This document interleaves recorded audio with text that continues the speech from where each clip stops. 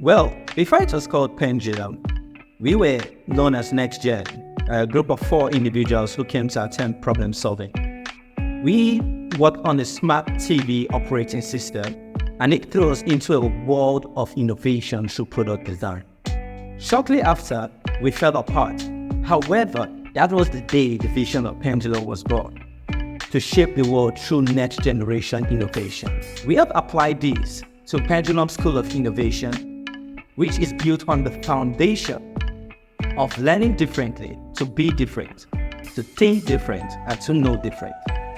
We also implemented this in Shoppergetit, where we have pushed the boundaries of e-commerce in online shopping. I see a world where innovation is as endless as time itself, because there are challenges always around us, especially in the third world countries like Nigeria, where Pendulum is headquartered.